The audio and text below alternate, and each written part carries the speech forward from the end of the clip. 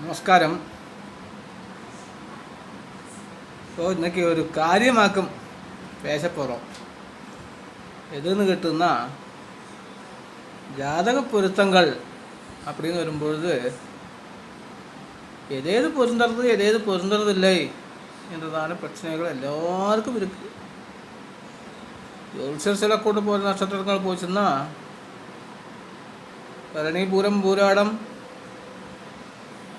மகீரம் சித்திரை அவிட்டம் மிருகசீர்ஷம் சித்திரை அவிட்டம் அதே மாதிரி புஷ்ய அனுஷ உத்திரட்டாதி பூயம் அனிழம் உத்திரட்டாதி இந்த 9 நட்சத்திரங்கள் அப்புறம் எடுத்துக்கக்கூடாது அப்படின்னு ஒரு கணக்கு. இந்த பொண்ணு உத்திரட்டாதியில் நட்சத்திரத்தில் பிறந்திருந்ததுன்னா அதுலேருந்து அடுத்தது வரக்கொண்டதான രേവതി ചേരും അശ്വതി ചേരാത്, ഭരണി ചേരാത്, ஏற்கனவே ചേരാത്. அடுத்தது கிருத்திகை சேரும், ரோஹிணி சேராது, மிருகசீர்ஷம் ஏற்கனவே சேராதுன்னு சொல்லிட்டோம். திருவாதிரை வேண்டான்னு சொல்லுவான். அப்புறம் கையோடு பார்த்ததுன்னா அடுத்தது ஆயில்யம் ஆஸ்லேஷா சொல்லக்கொண்டதான நட்சத்திரம் இந்த கடகராசியில் வரும்.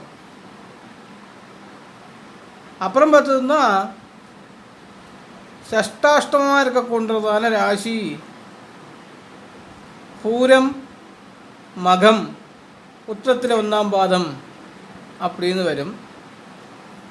அப்புறம் 8ஆம் கூறாக இருக்கக்கொண்டதான 8ஆம் ராசி ஷஷ்ட அஷ்டமம் இல்லையா, 8ஆம் ராசியாக இருக்கக்கொண்டதான துலா ராசி அதில் வரக்கொண்டதான சித்திரை சுவாதி சோதி விஷாகம் என்கின்றது சேராது.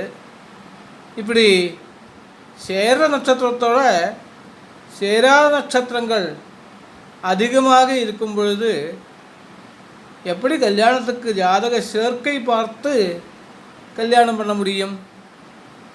அதற்கு மேலாக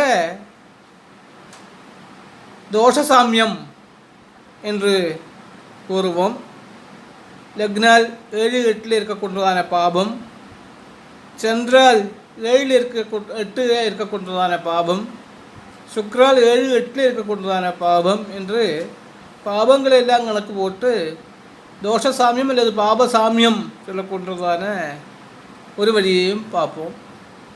அதையும் பார்த்து அதன் பிறகு மேலே போகிற பார்ப்போம் என்று பார்த்ததுன்னா தசாசந்தி சொல்லக்கொண்டதான அடுத்த ஒரு கதையும் பார்க்க வேண்டியிருக்கு.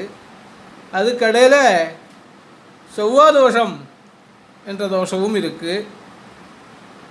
2, 4, 7, 8, 12 வீடுகளில் செவ்வாய் அங்காரகர் அமைப்பெறுவேயானால் செவ்வாதோஷம் என்று கணக்கு.